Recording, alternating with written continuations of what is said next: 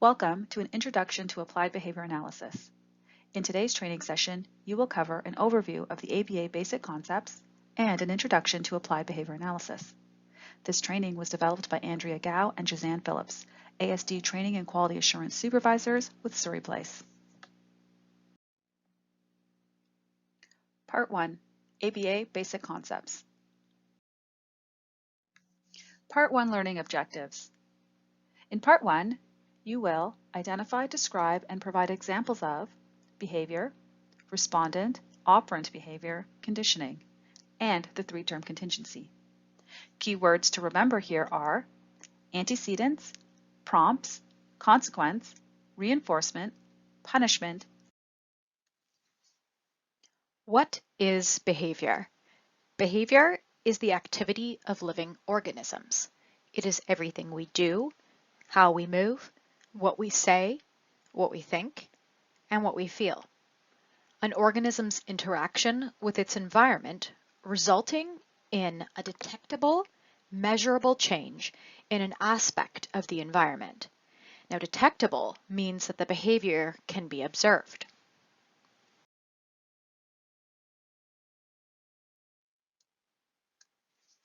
Behaviors that can be observed by others are known as overt behavior. Behaviors that can be observed only by the individual are known as covert behavior. Covert behavior is also referred to as private events. These are thoughts, sensations, and feelings that cannot be directly observed or felt by others, and are thus only felt or observed by the individual experiencing them. Behaviors can be respondent. The learning model for respondent behavior is known as stimulus response conditioning, or SR conditioning. Respondent behavior occurs as a response to a stimulus. It is shaped by the stimulus. Think about reflexes: blinking, sneezing, coughing, heart rate, salivating, sweating, eyes watering, and adrenaline release. These are examples of respondent behavior. And respondent behavior has its roots in classical conditioning. Behavior can also be operant. The learning model here is the ABC model, or the three-term contingency for operant behavior. Operant behavior requires the presence of a stimuli, like respondent behavior, and it is selected, shaped, and maintained by the events that follow behavior, the consequences. Talking, walking, playing the piano, baking, laughing, thinking about your family, reading, and speaking, these are all examples of behavior that are shaped by their consequences. Why is it important to know the difference between respondent and operant behavior? Knowing this difference will tell you whether or not this behavior might be amenable to being changed through classical or respondent conditioning procedures or operant conditioning procedures. The ABC model of teaching helps us to understand the context within which behavior occurs. This context is what makes up every interaction. It's what helps us to understand that every interaction is a learning opportunity. Everything the person does, all their skills and their behaviors, are a result of these ABC interactions and relationships. We can also call this the three-term contingency because it organizes operant learning into three parts. The three parts of the model are A for antecedent, the events that happen before the behavior; B for behavior, the action that we want to increase or decrease; and C for consequence, the events that happen after behavior. A contingency is a functional relationship between events. So if X, then I do Y, and Z happens. It's predictable, and it must be affected by or affect the environment, and it has a history in the person's life. And our goal is to strengthen contingencies when we want to increase behavior. So we have them occur closely together in time, So A, then B, then C, very closely together in time. And then we repeat A, B, and C so we can strengthen them. This helps us with understanding that behavior doesn't happen in a vacuum or for no reason. All behavior happens within the context of antecedents and consequences. It helps us to predict, so under what antecedents is the behavior most likely to occur, and it also helps us to identify the function of the behavior, or the why. Knowing this helps us to understand that if we want to change behavior, either see more of it or less of it, we change or modify the antecedents and or the consequences. Let's look at these in more detail. A stands for antecedent, the events that happen before the behavior. The antecedent is what makes it more likely that a desired behavior will occur. More likely to happen at certain times, in certain locations, and with certain people, behavior happens because of some of these environmental events. Things like instructions are stimuli that can trigger behavior. Things like prompts are stimuli that can strengthen behavior. Antecedents can be respondent or operant. Let's look at prompts now in a little more detail. What are prompts? Prompts are supports that is added when anyone is learning new skills. Prompts are used to increase attending to the right antecedents, to make it more likely to respond correctly, and to help get access to reinforcement that comes after a correct response. Prompts help us to learn. There are a wide range of prompts you can use: modeling, verbal, physical, gestural, and visual. Modeling involves the instructor performing the skill. Verbal is the instructor providing verbal cues. Physical involves the instructor providing gentle guidance. Gestural involves using gestures such as pointing or nodding. Visual involves using picture or text cues. You will make your choice based on what the skill looks like and how your client learns best, and how much support your client needs to do the specific skill. Behavior are actions that we can see, and if we can see it, then we can describe it. And if we can describe it, then we can measure it. They have a clear beginning and end, and they can be simple or complex. The consequence occurs after the behavior, and it determines whether or not I pay attention to antecedents in the future and repeat the behavior when the cue is repeated in the future. They can either increase or decrease behavior in the future through reinforcement and punishment. Consequences are unique to operant conditioning. The three principles of operant conditioning are reinforcement, punishment, and extinction. Let's take a look at two types of consequences in more detail: reinforcement and punishment. Let's look at reinforcement. Reinforcement is defined by three features. First, the arrangement of stimuli, so that stimuli are added or removed. Second, it occurs after a behavior. And third, it results in increasing the chances of that behavior happening again in the future.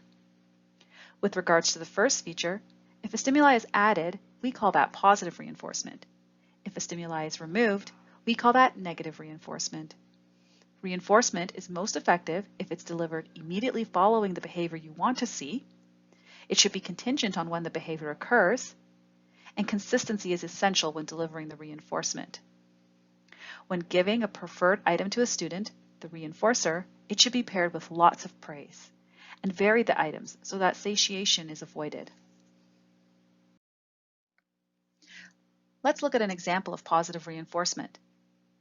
In this example, the antecedent is homework on the homework log.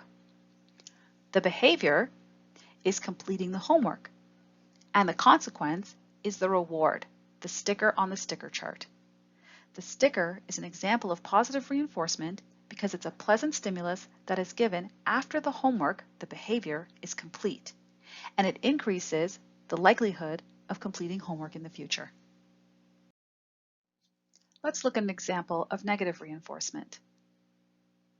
In negative reinforcement, the goal is still to encourage and increase behavior in the future. The difference between negative and positive reinforcement is that with negative reinforcement, the stimulant is unpleasant, and performing the behavior results in the removal of that stimulus. This strategy works well when the individual is motivated to avoid or escape unpleasant things. Let's look at this example of negative reinforcement. The antecedent is your morning alarm clock sound. The behavior is getting out of bed and turning off the alarm clock. The consequence is the unpleasant alarm clock sound is turned off. And in the future, you are more likely to get out of bed and turn off the alarm clock when you hear that alarm clock sound.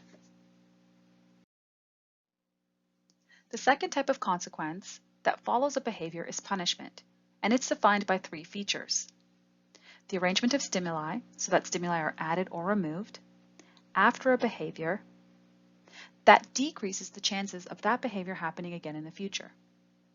With regard to the first feature, if a stimuli is added, we call that positive punishment. If a stimuli is removed, we call that negative punishment. So in reinforcement, we look to increase behaviors. In punishment, we look to decrease behaviors. Let's look at an example of positive punishment. Remember, this strategy works well when people are motivated to escape or avoid unpleasant stimulus in the future. In this example, a child has markers in a fridge, and they color all over the fridge. As a punishment, she's required to clean the fridge, to remove the marker stains, but maybe also clean the inside of the fridge too. Unless she likes cleaning the fridge, she will likely not do this again. In negative punishment, the goal is still to discourage and decrease behavior in the future. The difference is that the consequence is the loss of something desirable, typically losing something like a privilege, belongings, or time. Let's look at this example. The child who writes on the fridge loses computer time for the rest of the day. If she values playing on the computer, she is less likely to draw on the fridge in the future. Since reinforcement focuses on increasing a desired behavior and punishment focuses on reducing an unwanted behavior, it's typically recommended to use positive reinforcement when trying to make a behavior change, because a key feature of reinforcement is that reinforcement teaches a replacement behavior. Other things to consider is that with punishment, you have to keep punishing or it loses its effectiveness over time. With reinforcement, you are increasing the frequency of a behavior you want to see more of. And with punishment, the person delivering the punishment is associated with bad and unpleasant things. A person delivering reinforcement is paired with pleasant things. Part 2, Introduction to Applied Behavior Analysis. Part 2, Learning Objectives. First, we're going to define ABA. Second, describe the history of behavior analysis. Third, define and describe the dimensions of ABA. And finally, discuss evidence-based models for ABA. ABA is the science of understanding and improving behavior. Let's break this down. The types of behaviors that ABA focuses on are those that are socially significant, meaning behaviors that are important to the individual, their family, community, to a meaningful degree, and resulting in improved quality of life for that individual. The significance of behavior is determined exclusively by the individual and/or their caregivers. What behaviors are important to the individual are generally those that give them more choices, provide them with opportunities to live in different environments, increase independence, and take advantage of everyday experiences. What does science look like in ABA? It is the process of selecting behaviors that are observable, measurable, and objectively defined, and applying empirical methods to identify reliable functional relations between behavior and the events that influence it. The empirical methods that are applied are description, quantification, analysis, experimentation, replication, prediction, and hypothesis testing. The behavior analyst approach is scientific in attitude and philosophy. What does that mean? It means that we assume that behavior is lawful or obeys the laws of nature, in that it causally is determined by the events that precede it and or its consequences. What that means is that under similar circumstances, we're all likely to act in a similar fashion. So we walk into a dark room and we turn on the light. We sit in a hot car and we may roll down the window.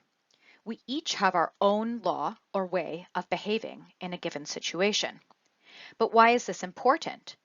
It's important because it means that we can arrange the environment to increase behaviors that we want to see more of, and we can arrange the environment to decrease behaviors that we want to see less of.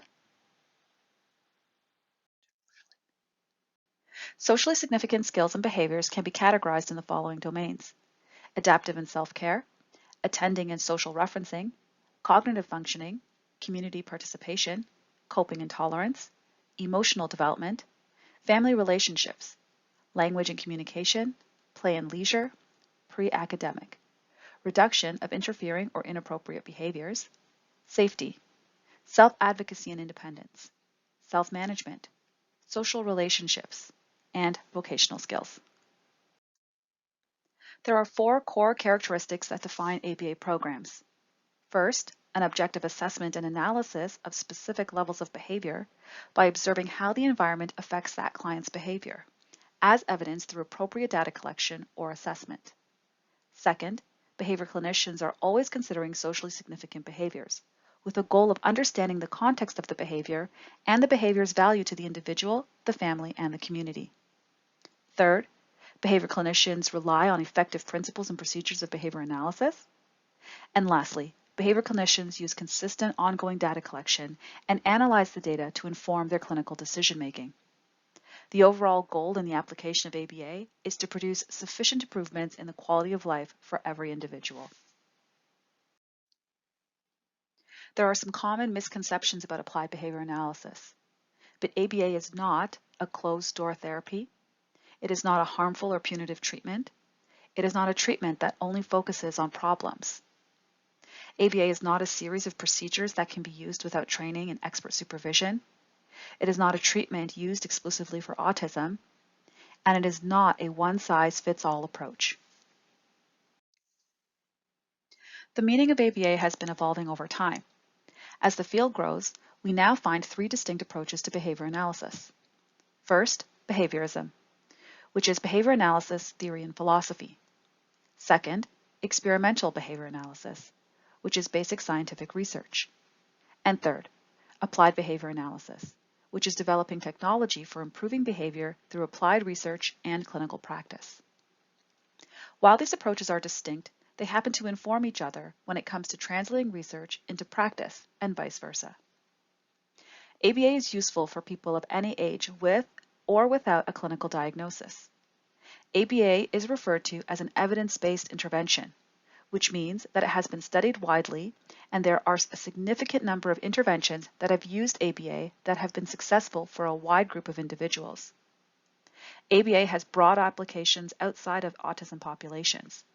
Some areas where ABA is used include dementia, intellectual and developmental disabilities, autism, acquired brain injury, psychological and psychiatric disorders, education, health and wellness, athletic performance, and organizational behavior management, behavioral economies, classroom management, cognitive behavior therapy, gerontology, instructional design, interface design, intensive behavioral intervention, leadership, mental health, pain management, parenting, phobias, stroke rehab, addiction, verbal behavior, highway safety, AIDS prevention, medical procedures, and Zoom management.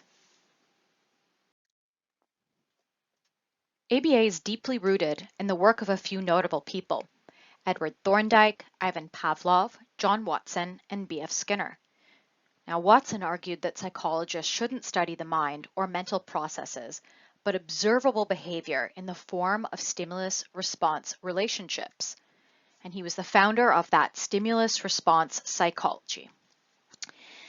B.F. Skinner publishes The Behavior of Organisms in 1938, and he also founds the experimental behavior analytic field. And Skinner describes his lab research and brought into perspective two kinds of behavior, respondent and operant. He used an experimental approach to demonstrate functional relationships between behavior and events, which is the foundation of behavior analysis today. He goes on to publish additional books, and he wrote extensively on the philosophy of behaviorism and described the term mentalism, which helps us to identify behaviors that can be observed and measured from hypothetical constructs like personality or knowledge. He also gave us the concept of radical behaviorism, where thoughts and feelings or private events are considered as a part of one's environment, even though they cannot be seen or heard or affect anyone but that particular organism. Research done by Bijou, Bayer, Demeyer, Fester, and Lindsley set the stage for ABA, showing that the principles of behavior that Skinner found with using experimental analysis are actually applicable to human behavior. Then, in 1968, the Journal of Applied Behavior Analysis was founded, and Bayer, Wolf, and Risley published the article that defined the criteria used to judge the adequacy of research and practice, and outlined the scope of work of ABA. This publication has become the most widely cited publication in ABA and is considered the standard description of the discipline of ABA. The article, Some Current Dimensions of Applied Behavior Analysis by Bayer, Wolf, and Risley was written in 1968. It identifies the 7 dimensions of applied behavior analysis. These are that applied behavior analysis is generalizable, that it extends behavior change across time, setting, or other behavior, that it's effective, that it demonstrates socially significant behavior change, technological, it defines procedures clearly and objectively, analytical, that it demonstrates a functional relationship, conceptually systematic, that it references procedures which are derived from principles, that it's applied, it focuses on socially significant behavior, and B, that it's behavioral, it focuses on observable events. ABA is useful for people of any age with or without a clinical diagnosis. ABA is referred to as an evidence-based intervention, which means that it has been studied widely and that there are a significant number of interventions that have used ABA that have been successful for a wide group of individuals. What does it mean for ABA to be an evidence-based model for intervention? The Ontario Association for Behavior Analysts report describes it as a combination of 3 things. 1. Research and evidence. Technologies that have been proven effective and efficacious through rigorous controlled research. 2. Clinical expertise. Implemented and overseen by clinicians with specific training and expertise. And 3. Family and client values and context. Addressing individual needs with considerations of the specific values, goals, and reinforcers for that client and their family.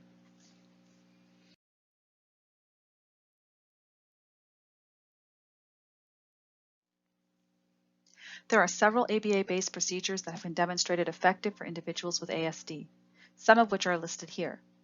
But keep in mind that the list is not exhaustive and that there are several procedures in the literature that can contribute to bettering the lives of our clients depending on their circumstances, environments, and levels of functioning and understanding. If you're interested in learning more about any of these ABA-based procedures, please reach out to your supervisor.